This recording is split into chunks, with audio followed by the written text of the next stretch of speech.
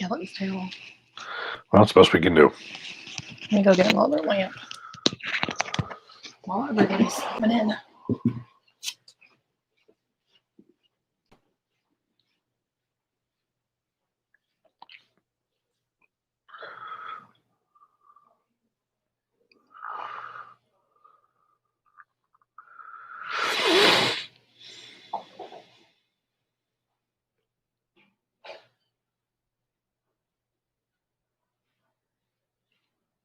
Good evening.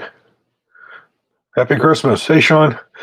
Sean, very interesting. I did get the barrel out and got it assembled, and we actually went to the range on Monday with it. You aren't going to believe how that sucker shot. We got 3 bullets touching at 100 yards in an MGI Hydra, which was really shocked.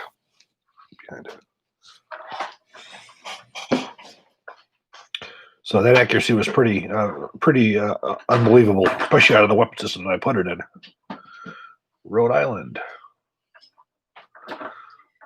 Indianapolis. We do have the Centurion code. Heather will give it to you momentarily. Is that better? Yeah, I guess so, yeah. We're trying to do some lighting. The lighting that we usually use here, the thing is broke. We have to get some new ones before we start filming again, so we're trying to improvise. Oh, yeah, that looks much better. Oh. Awesome. Yeah, that looks Montana. Looks much better. Festivus, yes.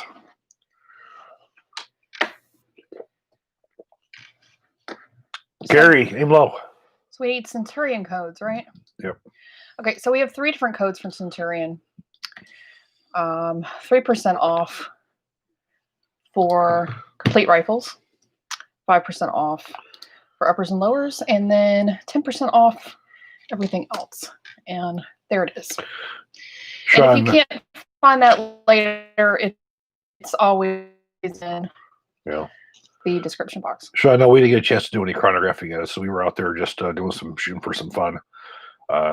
Brandon went out from the gun room, was out with me, so he did some shooting with it. So we'll be doing a little bit more on it as well. Yeah, sorry, Gary, you're just gonna get my elbow tonight. I'm actually in a robe right now. I don't think anybody wants to see that. It's been a lot of work getting ready for Christmas. And then we got another kick, another 2020 kick. Sunday night, 5 goons came down our neighborhood and broke into cars and broke into our car and stole my expensive pair of sunglasses. So I'm hoping that's the last of the 2020 hits. Yeah, and that we all have a much better 2021. Well, even though that was a totally bad situation, something sort of funny did happen. We have with this neighborhood we live in, we have this it's a Facebook group, and they've been, there's been a lot of crime and breaking into mailboxes and stealing things. Since the holidays have really kicked in, it's been really, really bad. So they said, we think we may know something that has something of yours in our yard. Well, I talked to him on the phone. He called me and I talked to him, and Chris was at the range at the time, and he said, I think that, they had a magazine of Chris's and it was in my front yard. And I said, well, that's weird, because we don't, I normally don't leave anything in the car. So it was kind of bad of me to leave these very, very expensive sunglasses that I had just gotten. And he doesn't leave any gun components at all. And so I said, well, that's unusual. He doesn't normally carry, any gun, anything. I said, it must have fallen out of his range bag. And when he gets back, I'll send him down to come get it. So Chris was telling me on the phone, he's like, there's no reason why I would have a magazine, any of that. And so he goes down to the neighbors and go ahead. Yeah. So I go to the neighbors and I find that it's a Brownells magazine. And it's loaded with Wolf ammo. And I said to the lady, I says, this isn't mine. I don't use this kind of ammo. She goes, well, we knew it wasn't ours because we don't use that crap either. So the neighbor didn't, they're like, they have ARs and they don't use that ammunition. So I go to the direct next door neighbor who I know he has an AR also. And I say, hey, they found this magazine next door and laying in the yard. Is this yours? And I show it to him. He goes, well, that's Wolf ammo. I don't use that shit. So only in Texas would I have 2 neighbors, all have ARs, and all of them say the same thing to me. They knew it wasn't theirs because they don't use Wolf in their ARs. So it was sort of it was really funny. Only in Texas would you have something like that happen. To me, of course, I'm concerned. Well, it's either they stole it out of somebody else's car because they were hitting all of the neighborhood, and they're all on everybody's cameras. And cops, we filed a police report. They're like, they're not even convicting right now for any of this stuff because of COVID and all this. So this is why they're doing it. They're getting away, with everything. And it's like, so it's either stolen out of somebody else's car, which then it's like a loaded AR-15 magazine, or they had guns. We didn't see any in the video, but it was also 4:00 in the morning. Yeah. So.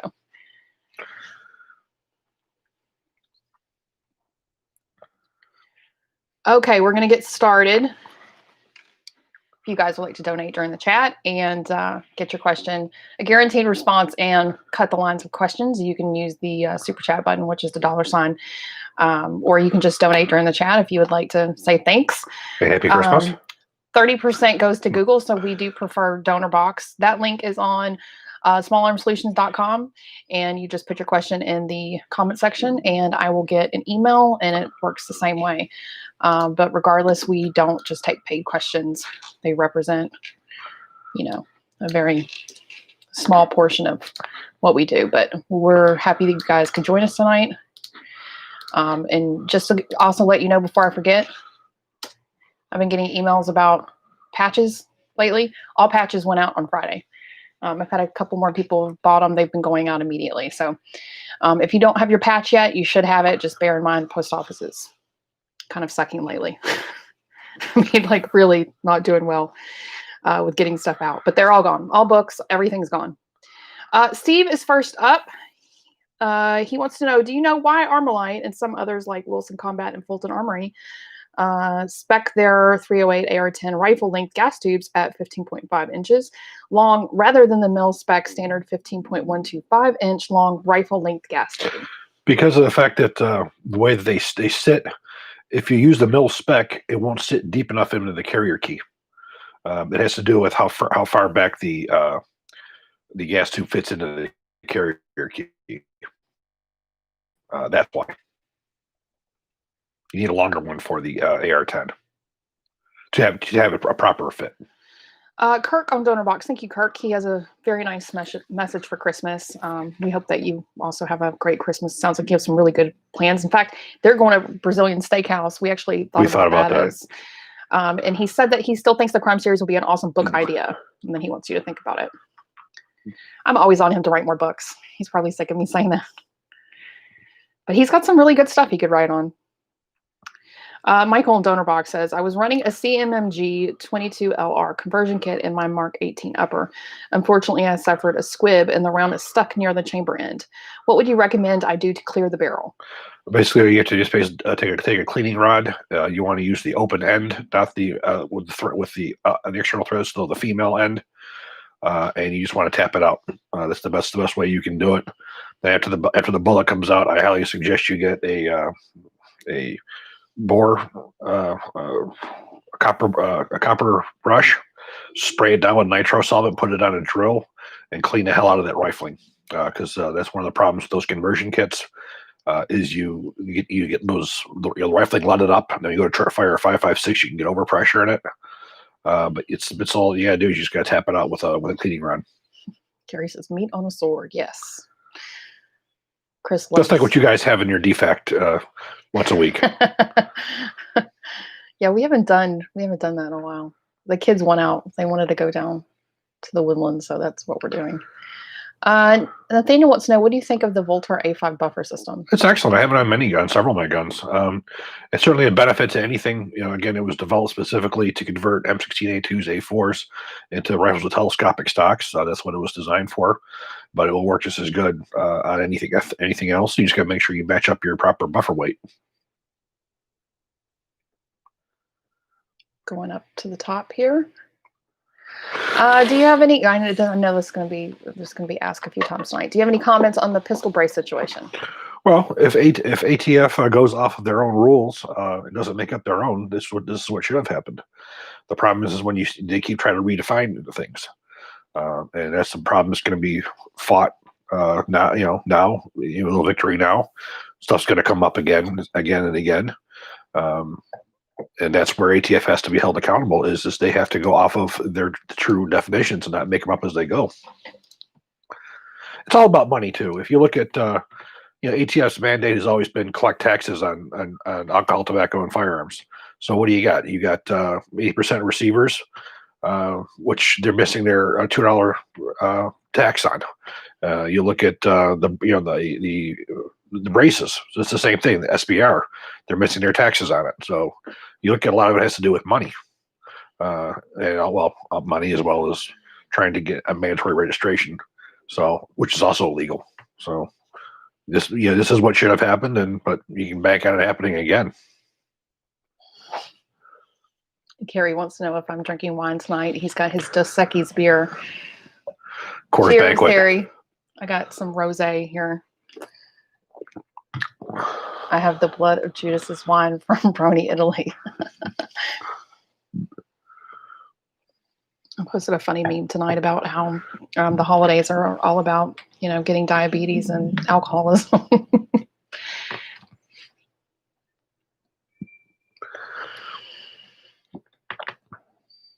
I'll take that wolf ammo off your hands. I need some blinking ammo.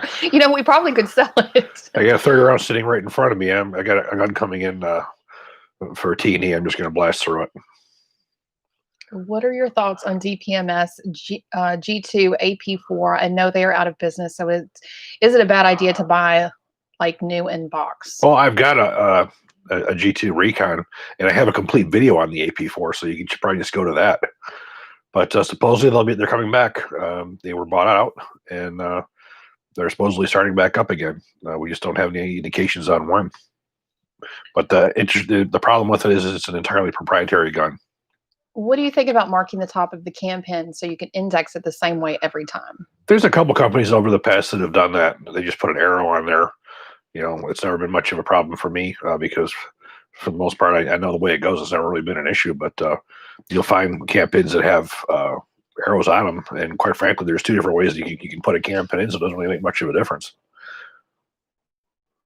What does LMT use 11.25 to 1 twist rate? Well, there's two of them. There's two. You have one that would be more geared towards the lighter NATO rounds, 147 round or 47 grain. Then you have a 308 chamber that goes up to 175 grain. So the faster twist is going to be for the 308 using the heavier bullets. So that's why you have two different rate twists that LMT offers. One which is basically a 7.62 NATO, and one which is a 308 Winchester. Which they are not the same, by the way. The pressures are different. You have higher pressures in the 308 Winchester versus the 7.62 NATO. Oh, happy birthday, Ray. Happy birthday. Do you have a question?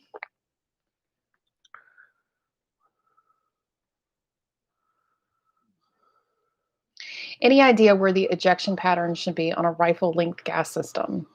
They should generally be around 4 o'clock. Any truth to SIG developed handgun ammo for U.S. military having anything to do with them winning the modular handgun project over Glock? I saw a video about it and had never heard of this before.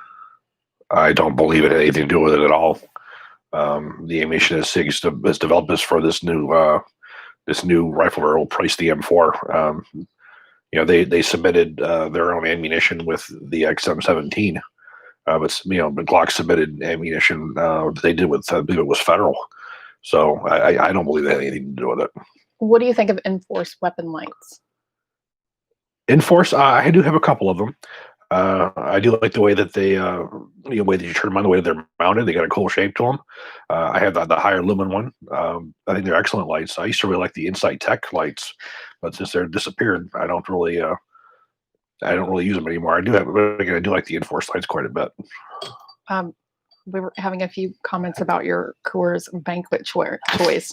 I was actually just teasing him about that because Chris has become a huge fan of, what is it called? Cobra Kai. Because I just want to, is it called Cobra Kai? Because I always just think of Karate Kid, the one on the Netflix, the spinoff.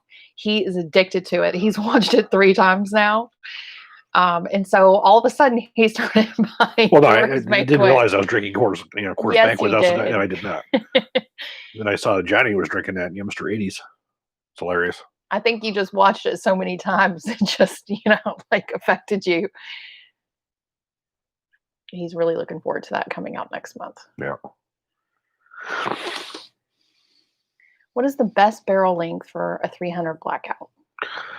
Depends on what you want to do with it. Obviously, subsonic, you want to go with a 10.5. That's what my preference is, obviously, for shooting subsonic. But if you're shooting supersonic solely, I would say 16. Obviously, if you're restricted to, because no SBRs, I would definitely say 16-inch pistol, 10.5. So far we've gotten in. I just checked the PO box today. We have 3 magazines in, right? Yeah, we got a the Ramline, Orlight, and a Sanchez. And I know that we have a few more that are supposed to be coming in. And so once I'm, really back in my office working, which will be after the New Year's, we'll see what has come in, and then we'll put up a new list on all the social medias and the YouTube and all of that, to let you guys know if you have any of the last ones. But hopefully we'll have made a good dent at that point. Yeah, the ones that are missing right now, I know, are Parsons Center. I got the Sanchez, and the most important ones were the polymers, because there's going to be a video on just the evolution of the polymer magazine, and I got the Orlight, and I got the Ramline for that one. So it's mostly just the GI ones. There's at least 2 more that are supposed to be coming in. Yeah, so definitely a Parsons and definitely a Center. We're definitely getting, getting some of these ones so that we can do this. And LaBelle. Fine. Yes. So that I believe we have that coming in. Yeah. Yes, that one's supposed to be coming in. So we're getting closer to part 3 being done. I don't know what you guys have planned tomorrow. We do have a video that's going to be going up. I believe that's the Colt LMG that I have scheduled to go I think you guys will enjoy that one. It's a good size one. Yeah, it's a good size. About 20 minutes, 30 minutes, 25 minutes. 20 to 30 minutes, somewhere in there. Some of the range footage where he talks is not the best. I was not there filming that day, and there was a little technical issue with the range footage, but it's not something that we can refilm because it's full auto. Yeah, this video was a little bit difficult because I have to have a full auto lower receiver for it, and my FFL who let me use his full auto lower, it was hard getting his schedule and other schedule back and forth to meet here so we could assemble the gun to do the tabletop. So Brandon at the gun room in Shenandoah, he's great. He does all this stuff for Chris, but he runs his own business, plus he's a police officer. So we did it. The range footage covered a lot of the mechanics of it, and then the tabletop was a lot more of explanations and things like that. But there's a really cool comparison video in there when it compares the LMG to the IAR for rate of fire. It's pretty cool. Yeah, so it's a good video. And then we have another video that will go up on New Year's Day, and then one, I believe, 2 or 3 days after that. So you guys have some stuff while I'm not filming, which I guess is good anyway. Now I'm going to have to order new lights. Yeah. Did we do the ejection pattern? Yes. Okay.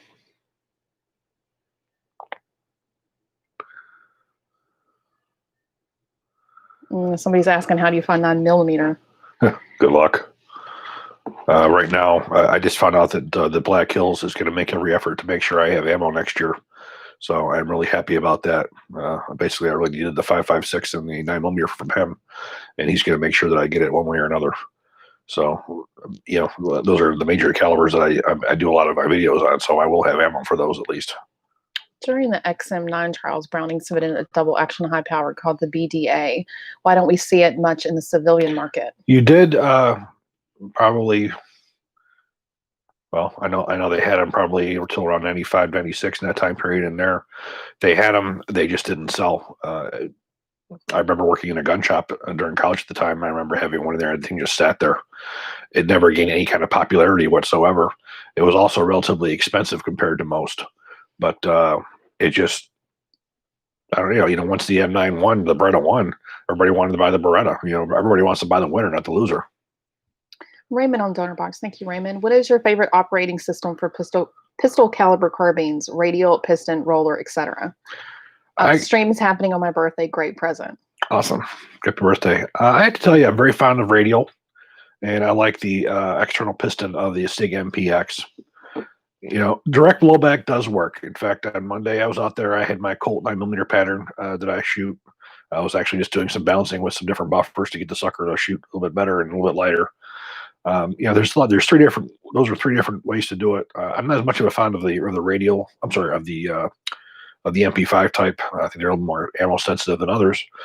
But my favorite is the MPX, which is external piston. But I have a radial and I have the direct blowback as well. Um, they all three work. You get a benefit of with a suppressor by having a lock breech. If the lock breech, you can fire higher pressure ammunition. You can also have a lighter buffer using a lock breech.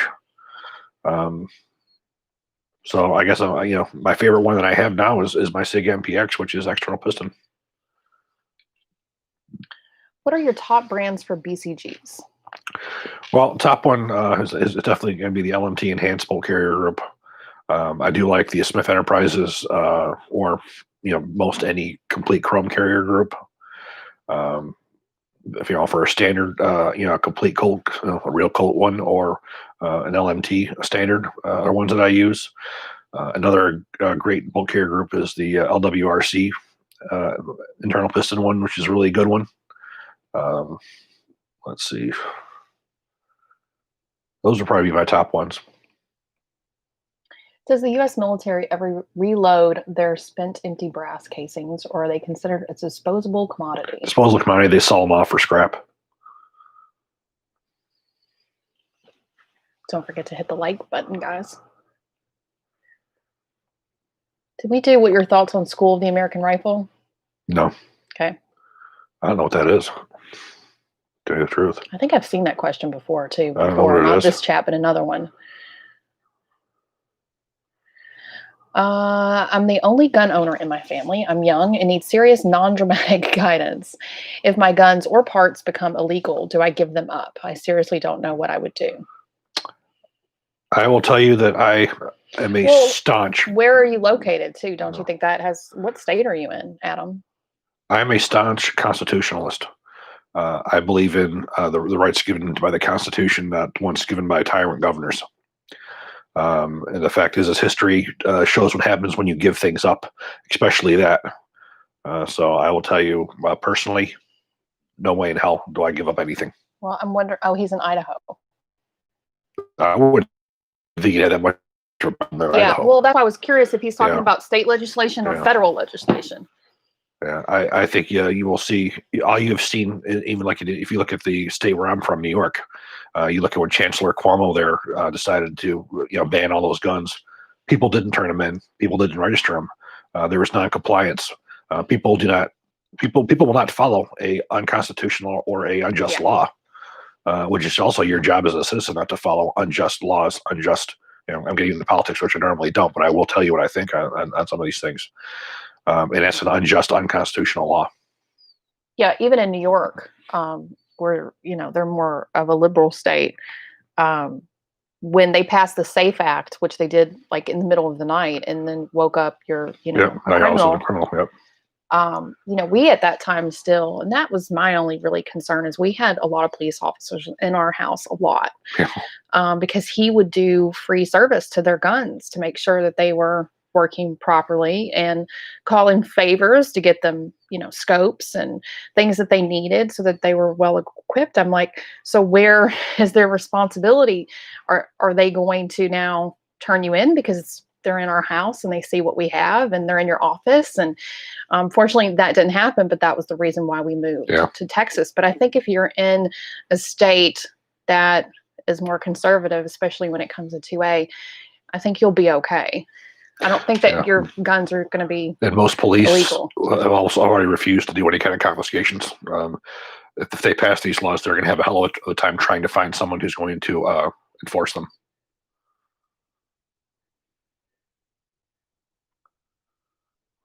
What should I look in for in an AR removable carry handle, forge marks, etc.? I heard that there is a lot of China-made versions on the market and don't want to get burned on quality. The China ones you're going to find are airsoft.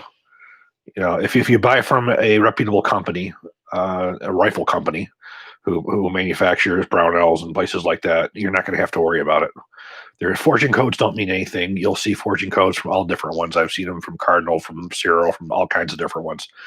So as long as you buy them from a reputable company, I would just say go to Brownells and buy it. Anything you buy in Brownells is going to be real gun parts, not going to be airsoft gun parts. You'll be fine. So is anyone going to use their stimulus money to buy a gun, gear, or ammo? Yeah, I just saw a meme for that. It had a picture. He goes, "What caliber would you like your stimulus check in?" Adam says, so I've heard that type of answer before and it gives me confidence, but does that mean I just get in an unwinnable gunfight if someone shows up with an official looking paper and it's scary? Well, that's the real question. That's when you're going to see who's going to be able to stand up for what they believe in. But you have to understand, in order for someone to be able to do that, they have to have somebody willing to serve those warrants. And I really do not believe you're going to find police that will do that. If you are a standard citizen and they don't have a warrant for your arrest for you committing some other kind of a crime, it was the same thing with the SAFE Act in New York. They generally wouldn't. The only time that was really ever enforced is if you were caught during the commission of an additional crime. Um, I think before you start seeing that happen, you're going to start seeing formations of militias and all these other kinds of things before you get to that point. And then this is going to turn into a real mess. I'm not really much of a conspiracy type person, but the direction that we're heading in our new administration is very scary. I don't see them trying to disarm Americans because any American that has, guns and is an owner of firearms isn't going to just go, oh, well, here you go. Here's my guns. Yeah, they tried It's not doing gonna that in happen. 1776, and you can see how that worked out for them.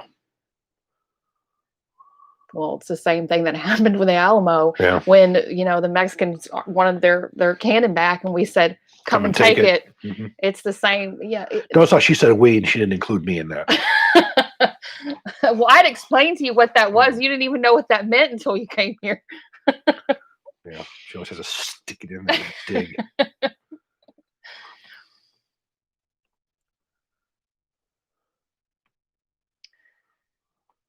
I got some steel mags from Global Ordnance for cheap, but I don't know the maker. Any idea? Well, yeah, steel magazines. You have Elanders, you have HK. There's some. I do believe there's a Korean one too. But most of the steel magazines I see, in larger numbers, generally are the Elanders.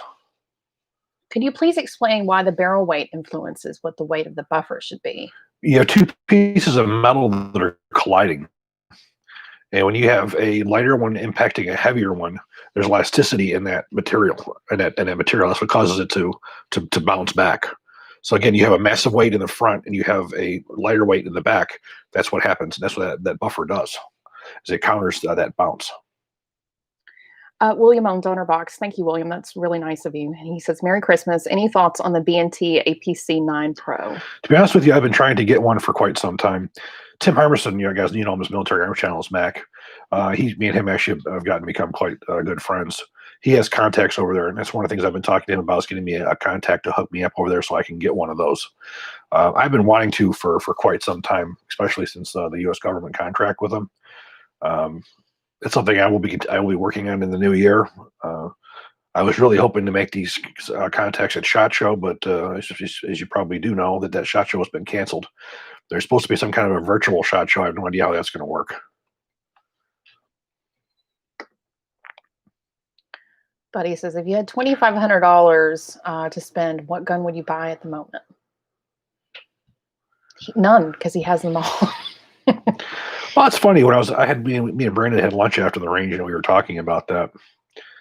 And I told him one of the things I'm interested in right now is the 1911. I'm interested in selling both of my 1911s to get a actual World War II Colt M1911A1, an actual U.S. government one. That's something that I do want. I don't like 1911s. If I'm going to own one, I'd rather have one of the actual U.S. government ones from World War II era that I would just use, for my channel, and I would sell my other two for it. Probably that. I'm also interested in a CZ Scorpion that I would want to get SBR'd. That interests me. I've got some guns coming in too that interest me as well. I just got confirmation that they're shipping me CZ P10F optics ready for review. That's something that looks like it's awfully interesting. And we also just got a HK VP9 tactical optics ready. That's very interesting as well. So I have several things that are of interest. I'm surprised you said 1911. Well, I've wanted one that's. You don't like the old stuff either. I don't. But we can also thank Michiko for that. Michiko has sparked my interest in a lot of older things that I never had any interest in before. So I blame you, William. Thanks, William. Thanks. Appreciate it. So, there are some things, I just got from Michiko, maybe 3 months ago, a Walther P38. Well, it's actually manufactured by Mauser, but a P38, World War II. So there are some pivotal guns that I think I would like to have in my collection that I don't already have. Like the real 1911 Browning high power, ones that are very instrumental in the evolution of the modern military pistol. So those are some things that of interest. That was a long list. I'm scared. Somebody's asking why you're wearing MP. This was a gift. When I went to pick magazines up today, this great guy, his name's Juan. From NYPD. He sent an amazing package for Chris. Yes, he sent a nice shirt. It's got a pretty cool back on it, too. I don't know if you guys can see it or not. Can you see it? Yeah. So evidently he's a firearms instructor for NYPD. He sent me that, a really awesome cigar cutter and a nice little police car, NYPD police car thumb drive. It was pretty awesome. So yeah, that's why I got him. So if you're listening, Juan, he really loved it. There's not too many times when he gets excited. He was like, "Oh my God, this is so great!" Because I didn't open the packages and just put them up on the bar. I thought they were all magazines, and they weren't. So it was a really nice surprise for him. Yeah, that was really awesome. So that's why I'm wearing it. It's awesome. Adam says thank you every time he asks people talk about Civil War like it's fun. I have a kid, I have cop friends, and that's quite the conflict to imagine. I've been 30 different countries. Spent most of my time in war zones. I can remember just a few years ago being in Ukraine and being up in the mountains on the outskirts of Ukraine, training militia and regular army on weapons maintenance. And these guys were getting on their way down to Crimea to fight the Russians. And why were they doing it? Because they didn't want to fall under communism or the Russian jackboot that they had been under Soviet rule. They wanted freedom. And these guys were getting ready to go fight for it and die for it. I can't imagine what's happening in my country right now, that what they're fighting for over there, we want to give up and turn into. I can't believe there's Americans who want that. And this country's at a crossroads, and if it goes too far in one direction, our freedom may have to be paid for again, and this time in blood, as it was in 1776. I'm hoping it doesn't come to that, but all these people who are saying they want the revolution and all this kind of stuff, well, when they start seeing bodies in their front yard and they start seeing body bags being filled, then they're going to wonder exactly how much they want what's happening. It just amazes me from the stuff that I've seen that people want to see that here. We forever have fought to keep this off of our own soil, and the fact that it could happen here just is amazing. It's unfathomable to me. I can understand the situation you're in, Adam. We lived that for a year, maybe even two. Yeah. So we definitely got confronted with that, and everything was okay. And of course, nothing ever happened. And we did continue to allow police officers, like you have police friends. We had police friends, and Chris had police, military, received, SWAT. He had just received a plaque for. At the New York State Policeman's Ball. We sat next to the governor. At that time, it was Patterson. He was sitting right next to us.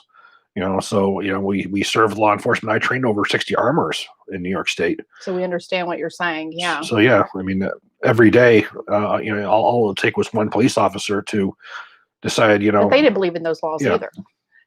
Well, they didn't. So it really does come down to who's going to enforce it. In New York State, the only one they had was the New York State Police. Those are the only ones who would enforce it. I don't know if that's changed now. But at that point in New York State, those are the only ones you had to worry about was New York State Police. I think you have to be more concerned with states like California, more of those kind of confiscation things, because I just don't see. And yeah, people are not going to give this stuff up. It's not going to happen because people know the consequences. It doesn't take a Phi Beta Kappa to understand what confiscation means.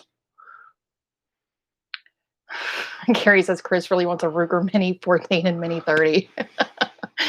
That's under the tree, Carrie. Yeah, right. Is M193 still relevant for use off the target range and practical? Is it practical for self-defense or duty? An awful lot of folks have been killed with M193 over the years. In a 1 in 12 inch barrel, it is still an extremely viable combat round. And for target range, it's the most popular round that's out there. So yeah, I mean, that's excellent ammunition all around. Recommendations for gun ranges in the Harris County area, looking for one that has little to no restrictions and how drills are practiced. There's only one that I use. And it's not even in Harris County. Yeah, he So drives I an drive. hour Yeah, I drive. to his range. Yeah. To be honest with you, I don't know any in Harris County. When I was searching for a range because of my work, I was basically had to find. I found one outside of Houston that they work with. They work with me, so I can do my work and not have audiences and not come at times where there's nobody going to be there. And they let me do whatever I want. Belt-fed machine gun, suppressors, machine gun. They could care less. Most of the ones I found when I was researching in Harris County, they pretty much sucked with the restrictions that they had. So you might have to look yeah, outside of Harris County yeah, because if you want to range like Chris does, you don't want restrictions. You want to shoot at whatever rate you want to. You don't want to be told you can only bring in a certain amount of guns, certain amount of and magazine capacity. and you got to pay per gun. And because we have one that's actually very, very close to us. Yeah, one right down the road from us, and can't use it. Yeah, and we can actually hear some of them Yeah, we hear shooting it all day. We sometimes hear in the backyard, but he can't go to it because it's so restrictive as And far as what he can bring in. and the cost, what it would cost me to actually, yeah, it wouldn't work. And not to mention being able to film. You couldn't film in a public range like that. The range that I use, they shut down one day a week for members, and I go there in the morning. There's nobody there. Me and my son can do our what we got to do. We're out of there. We couldn't do on a regular day with a public range. It just couldn't happen. Yeah, no. So you might have to look outside of the county. I would look more into the country. Yeah. Maybe even up towards Magnolia. Because once you start getting out there, you can do more than you can within Harris County. Does the gas tube on direct impingement style systems ever need to be cleaned? Does it collect enough carbon to cause function problems? No. The gas tube will have the same life as your barrel. If you replace the barrel, replace the gas tube. For years, people were talking about spraying gun scrubber down. That stuff doesn't work. Carbon that's like that will not flush out. It's deposited into the material. But no, you don't time to replace gas tubes when you replace the barrels.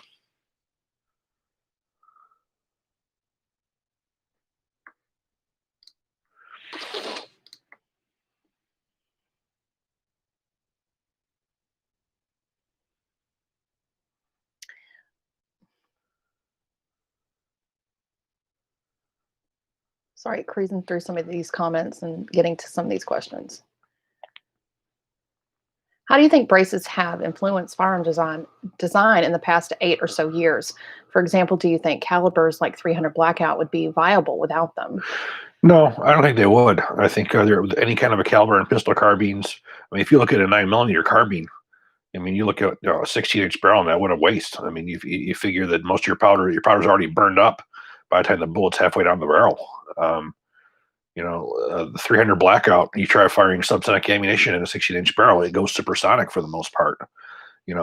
Absolutely. Allowing to have the shorter barrels on there, it makes a lot of calibers viable, especially when it comes to when suppressing. Well, suppressing, you have to you have to have a suppressor for the kid, but instead of having to have two stamps, you can have one.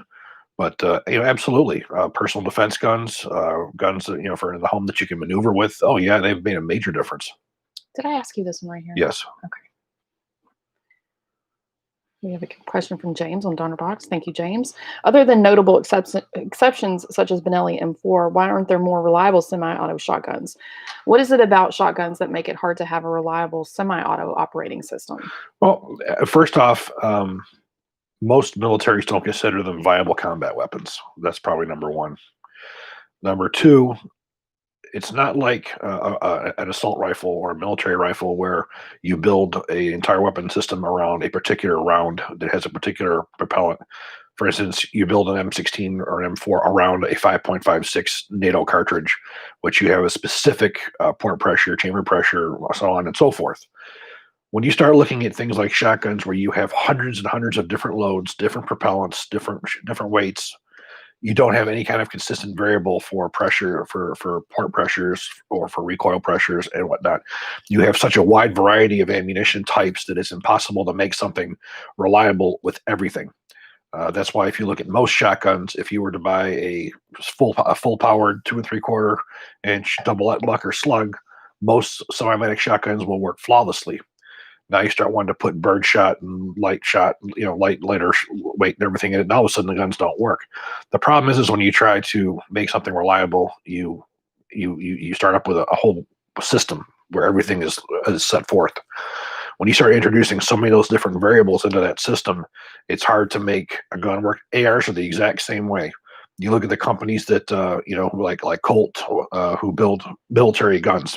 They build them around the M855 ball round, and that's what they work, and they work perfect. And around any 5.56 NATO, they work perfect. Well, now you start putting wolf into them. Well, now you decreased your port pressures to well below military specs, and now they short stroke.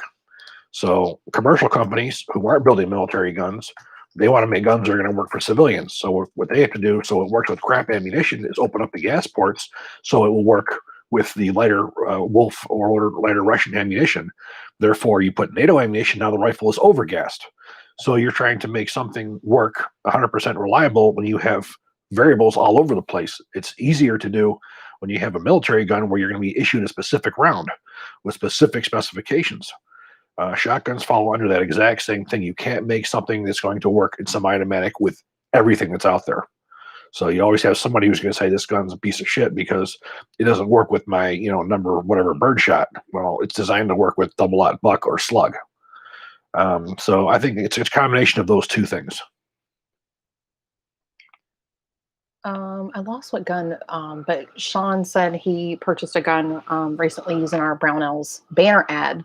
Thank you, Sean. Oh, thank you. That helps us out a lot. That's a great way to support the channel because commissions and donations and all those things are down because of everybody struggling. But it's a great way if you guys want to support the channel.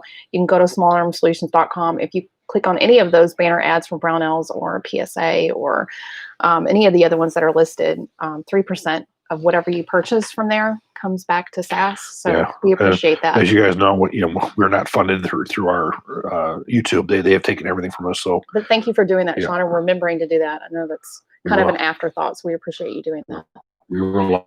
Thank you for everything. How is your IWI Masada holding up? It's certainly good. The problem is it's been sitting because of lack of ammunition. I think I told you guys a while back that the plan was to do 5,000 rounds. And, IWI was supposed to send me some ammunition to do that, and they were unable to do it. And I had not had the excess of 9mm ammunition to go forward with that test. I have the gun. It's sitting here. It's waiting for ammunition. At some point, I hope ammunition will become available again where I can get that. We'll be able to go back at it. You guys don't realize I normally am all crunched in here with a bunch of the fact that I can actually you can reach the wall. Believe it or not, I'm sure you can see behind me. I got stuff all over the floor. I've been cleaning guns like crazy. Well, they see a bunch of ammunition behind you and they think that you're well stocked. And no, actually, I'm not. The stuff that you see back there are the hollow points and things like that. Match ammunition I use, not the regular ammunition I use every day. For a 16-inch 1-7 rifle, what load would you recommend for urban combat, LE, general duty use? Well, I recommend in the past is the Mark II 6.2 77 grain OTM. It's an anti-personnel round. It's not going to over-penetrate. It's a bullet that will come apart. Another thing that you would even want to do, they're not as good, but the 50 grain or 52 grain bullets, they have some very, very thin jacketed projectiles that will come apart relatively easily on wallbore and mortar and whatnot. They will work well too. But I've recommended the 77 grain OTM. It's not an armor. It's not a over penetrating round. It's not what it's designed for. It's designed anti-personnel. Jay says there's more room for my wine now. Yeah, can you imagine that? That's not a bad idea though. You put a little wine cooler, chiller thing. I have no room. There. I'm short in room as it is. During the Q&A, could you all imagine? I come up with a bottle and pop it up. Yeah. I'm bursting out of my seams in this room right now. I could give you the entire house and you'd still burst at the seams. I need more room. You always need more room. I do. But you definitely do need more room. I agree. Hopefully hopefully we'll sort that out Yeah. eventually.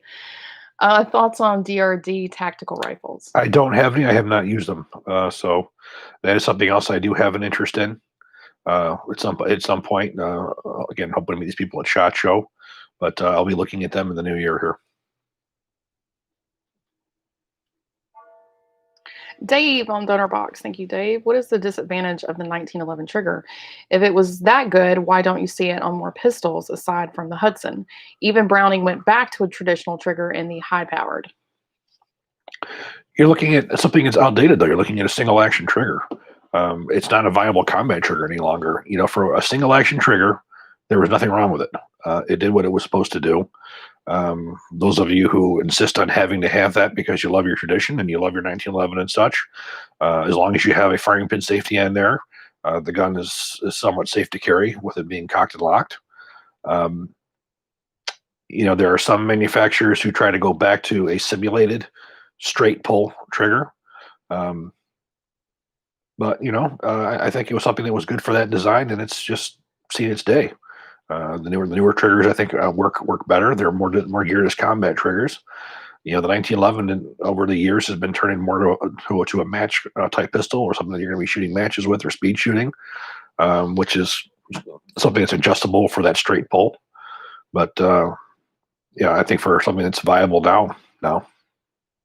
I know there's plenty of you out there who probably are saying blasphemy. Lord John Browning is going to strike you down, but that's my opinion.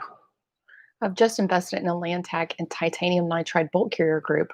What are your thoughts regarding Landtech's BCGs? Their bolt, I don't see anything great about. The carrier, on the other hand, I like the way it directs the gas forward instead of to the side. I do like that. In fact, I got one sitting right next to me over on my left side right now. It certainly is a decent bolt carrier group. I can't say anything bad about it. I mean, again, the bolt, last I saw, at least mine, it came with a standard Carpenter 158 bolt, nothing special. The carrier is what was different. Adnan on Donor Box. Thank you, Adnan. His first question is, due to the mass demand for ammo that we're currently facing, could military ammo plants such as Salt Lake City or others similar to it shift their production towards helping out the civilian market? I doubt it, because that stuff is all paid for by the government. Um, you know, all the materials, everything that's all bought by the government. Lake City is not a civilian-owned entity; it is a civilian-run entity. For instance, right now it's being run by federal, but it is owned by the federal government, and the federal government is not in the business of commercial business. So that's not going to happen. Again, I keep saying there's not an ammo shortage. It's they can't keep up with the demand in the current situation. They're producing more ammunition now than they ever have before. So it's an increase in demand. It's not an increase or decrease in supply. He said since they also produce massive quantities of ammo, could that also help keep the price of ammunition down as well?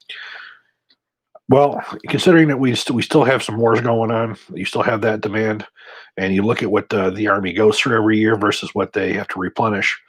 They're pretty well kept busy, year round, just keeping up with regular military contracts.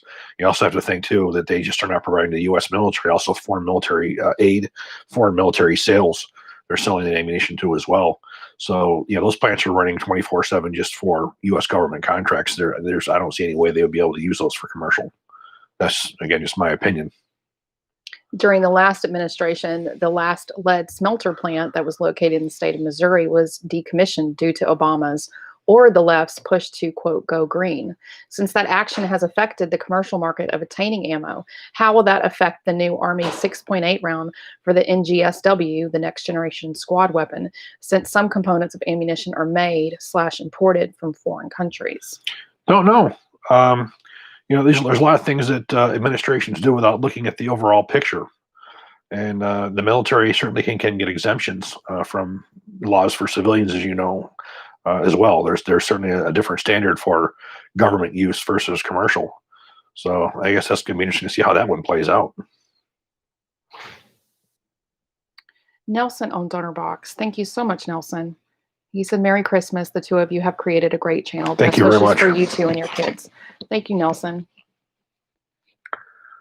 Raymond on Donor Box, thank you. He said, "Is there a substantial difference between 5.56 and 5.45 by 39, or are they fairly comparable, not taking into account guns used to fire them?" The 5.45 is the, if you want to say, the least powerful cartridge in military use today. It is less than the 5.56 NATO. The bullet is also designed differently. So as far as the way that the bullets perform, you still have a high velocity projectile like a 5.56. You get a good amount of hydrostatic shock, but you don't have the tissue damage. The way the 5.45 was designed, it was designed as a bullet that stays together. It doesn't come apart. It doesn't create multiple wounds. Its wounding is done by the bullet tumbling. Um, they don't come apart. I've seen several wounds that have been done with 5.45s in the past, and the bullets always hold form, and it's all tumbling. Where 5.56, when it hits, it'll yaw, and then the cannula will break and it'll split into several pieces, and you're creating multiple wound channels, which is how you stop a target. You destroy tissue. So you have more penetration power with the 5.56 NATO. So the 5.56 is undoubtedly a more powerful cartridge, and it does do more damage. But when you have to look at what the Soviets had before with the 7.62 I-39, the 5.45 is it's definitely more devastating terminally than the 7.62 by 39 was. Thank you for your wisdom. It's those quiet, solemn, mature thoughts that help. Chest beating, patriotism be damned. I wish you dished out wisdom more often. As I said, there's plenty of guys out there who do the political talk. Tim does a great job of Military Irish Channel dealing with all the politics. He's actually one who I listen to, for the most part, because he gets right into it. He goes to visit these places. He was just in Georgia. There's people who are better at that than I am, and I defer to them. Do you know anything about Springfield Armory HRT 1911? And Merry Christmas. No, I don't. Thank you. No, I don't. I haven't really followed too much with the FBI contracts with that. Short of them adopting the 17 and 19M, I really haven't paid too much attention to what they do. They're very they go their own way. They do whatever they want. They don't buy generally complete guns. They build guns. In fact, all of you guys who wanted to see one of their new carbines where they use that 10.5 or 11.5, whichever it was, that heavy barrel. Those were just parts that Colt supplied the barrels to. They built the guns up there. They do things their own way. And quite frankly, 1911s, I think it's asinine anyways that people are still looking at that as any kind of viable weapon for law enforcement or military use. Do you have an everyday carry knife or recommendation for one?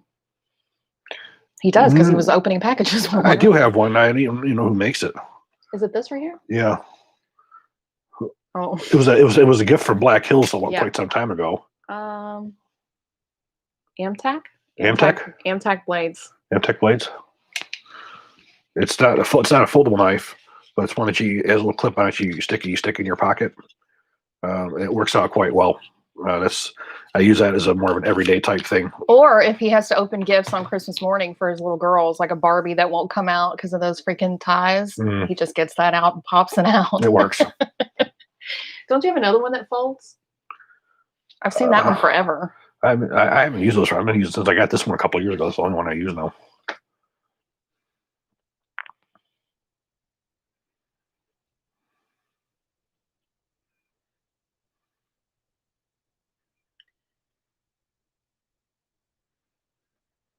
Scroll up here some. While she's searching, I felt if you guys had a chance to see what's been going on with Cheaper Than Dirt with the Texas AG's office going after them for price gouging. I think that's awesome that they got to pay back over $400,000 in people that they have gouged prices. That's horrible. Yes. Yeah, well, we have laws in place for that most of the country doesn't, and I'm sure a lot of the other states that have to deal with hurricanes and things like that. We have laws, so you can't do that in a time of crisis need. You can't do that. Like if you need water, they're not going to be like $30 for a gallon of water. Yeah, so I'm glad that the AG's office went after them for that. It's bad enough that you have external forces who are making things hard to get for people in this community, let alone having our own people, victimizing people in this community. I recently purchased a Colt M4 for my brother from Christmas. It's the newly released Colt CR6920. I recently heard that the rifle may not even be a Colt. Can you shed any light? The parts are not Colt. Now, that is not saying anything about the quality of the rifle. In fact, I was just talking to Mac. You guys probably saw his video on it, and he even said on it, the quality looks fine. Neither one of us have said anything about the quality of the rifle. We're just saying that it was not built by Colt under the Colt specs, which is what made Colt special over everybody else. So there's nothing for you to worry about with having a bad rifle. I'm sure that is an excellent rifle. The only thing is it's not built by Colt. Those major components are not built in that Hartford plant. They're subcontracted parts. That's all we were trying to say, is that the reason why we bought those guns over the years was because of that mil spec and everything. And that's not the way that it is anymore. So I wouldn't worry at all about the quality of that rifle. I'm sure that rifle's quality is just fine. Kirk was asking if you got the stuff from the breweries and stuff that he sent over. Yes, I did. Thank you very much. The beer was pretty good. It was pretty good. Dave on Donor Box. Thank you, Dave. What kinds of damage does steel ammo cause, if any, within the AR-15 after prolonged use? Well, steel cartridge cases. I mean, it's harder on the extractor than brass. Steels are obviously harder than brass, so it can wear your extractor a little bit heavier. It doesn't damage your chamber at all. It doesn't do as good of a job. The part of the job of the cartridge case, the brass, is when it expands, the cartridge case completely expands to the chamber to give you a better seal, which a steel case doesn't do as well. Steel bullets, on the other hand, that's a whole different story. The steel bullets will wear your rifling prematurely. Years ago, when we were getting AK ammunition in, you had steel jacketed, you could see the sparks coming out of the barrel, which would wear barrels very, very quickly. And you'd even see some of that in their 5.56s. Now you still see bimetal. A bimetal bullet will still wear a barrel faster than a standard copper jacket will. Don't you love childproof packaging for children's toys? Chris has always been very funny because, he is a big guy, he loves his guns and stuff, but, he has 3 daughters. And so he's had little girls with, curly hair and all in pink. And, he carries them around with their doll, and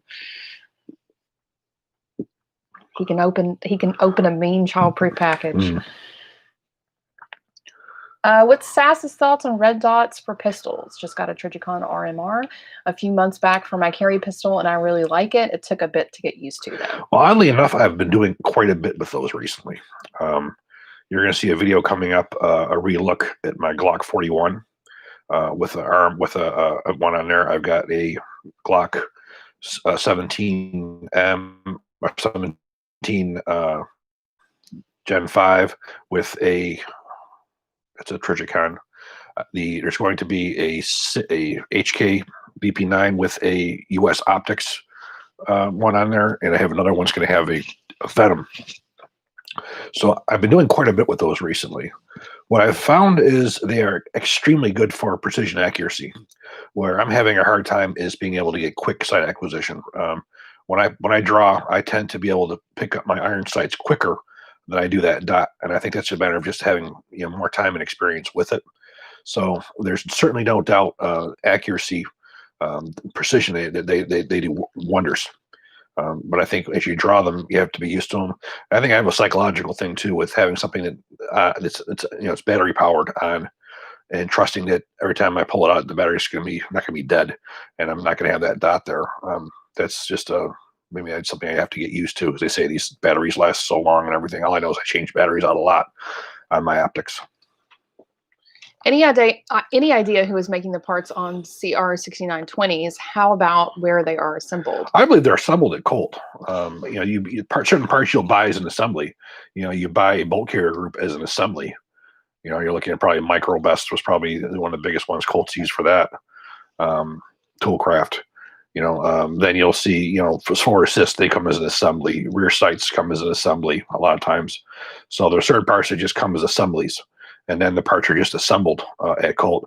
I do believe the guns are assembled at Colt. They just drop in some of these larger assemblies.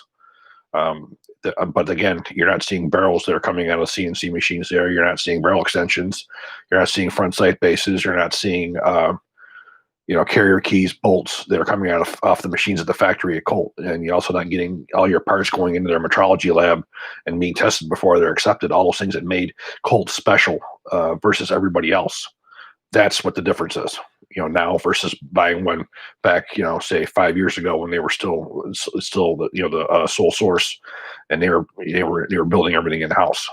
Now, also, when we say everything in house, we don't mean every single part. We mean the larger assemblies, firing pins, springs, and parts like that.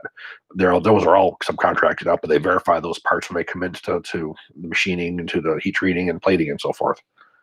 We have a couple just different questions from two different people, kind of about the same thing. The first one is it okay to shoot steel case ammo from SCAR 17? And the other one is, does steel ammo damage pistols like Glocks? First off, I would not fire steel case ammunition in a SCAR because of the cost. I would not go out and spend $3,000 for a rifle or $4,000 for a rifle and shoot the shittiest ammunition I can find. So, will it damage it? You could wear your extractors more, but you probably could. I wouldn't. I own SCAR 17s. I own some very expensive 308s. I would not put cheap ammunition. I would not go out and spend, $4,000 or $5,000, say, on a LMT and put the worst ammunition I could possibly find in it. Chris, I've been a listener for quite a while, and I wish I could donate, but I'm about to have a baby and deploy. Oh, congratulations! Thank you for your deploying. service. Thank you for your service. Can I just get an opinion of the Wasser 10 barrels? They are a basic Soviet era military grade barrel. No frills, 4 to 6 inch MOA on a good one.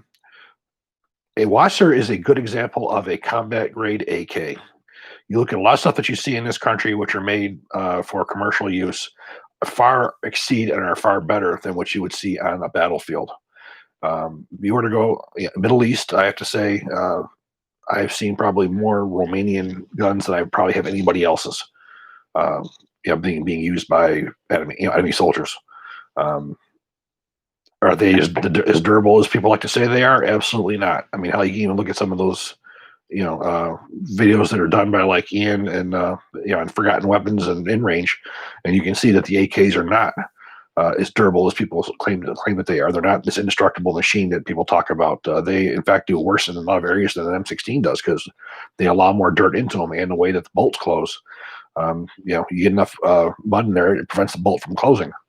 But if you're looking for an example of a standard military grade AK, a Wasser is a good one to go. Do you see canted front sight base? Yes. You see those on the military ones.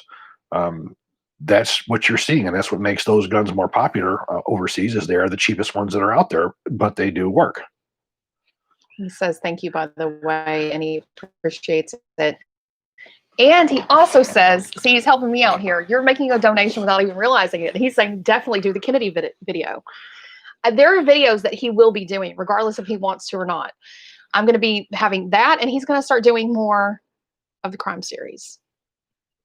Everybody wants the crime series. They love it. I've just released one. But it was like 4 months before that. We're doing them. He doesn't listen to me. And all the videos that we're doing them. Watch the most, like the M14. And somebody came on here earlier. I didn't get to ask, but he was asking your opinion on it. It was either the Mini or the M14. And I'm like, it's either a troll. That's a troll. Or he's literally just never watched me before. Never watched. It could go either way. Does BCM make a good BCG, or did they still outsource them? I'm not aware of BCM making any parts in-house. I do understand that what really makes BCM stand out is their quality control of their parts. I have to say that I have very little experience with BCM in my career. I've only had 2 of their guns to look at. So I've actually tried to get several of their guns in the past. I keep being told it's not a good time because of COVID and the rush. I keep asking Kino. Hopefully one of these days he'll break free some guns for me to review. But everything I know about them, they still outsource. Would you do a video on the M1 Grant? Yes, actually, I probably will. You're going to see a video coming up on an M14 in the not too distant future as well, believe it or not. A good friend of mine, maybe you guys know who Mark Westrom is. He was the former owner of Armalite, former U.S. Army Ordnance Officer. He started doing some work with Beulah. Beulah manufactures M14s, and Mark is a big M14 fan. They do forged receivers, which haven't been done since the U.S. government guns that were made. And Mark believes that is the finest M14 ever built. So, because I respect Mark Westrom to my entirety, I'm going to take a look at that M14. I'm going to look at it as specifically a rifle, not as a military rifle, not as a what it was. We'll look at it just as how it's made and its performance. And we're going to take a look at that and see if it's worth the hype. As I said, my main reasons for doing that is because Mark says it's a good gun. If he says it's a good gun, I've come to rely on him a lot over the years. Steve says he's still waiting for the lab radar review. I have not used my lab radar in a while. Yeah, I will have to get that one. Apologize. Well, guys, I think that's going to be it for tonight. Thank you guys for joining us. I hope you have a very Merry Christmas. I don't know if we'll see you next week. We'll try to. I know Chris really enjoys doing this. It's, I'm supposed to be off. He's not very good at letting me get off. But yeah, this was fun. I actually feel like I was able to enjoy it a little bit more tonight because I'm not working a 12-hour day. I'm falling asleep over here. Thank you guys very much. Happy holidays. And we may see you next week. It'll be up to her if we're not going to because she doesn't want to. It's so mean. Take care. Happy holidays.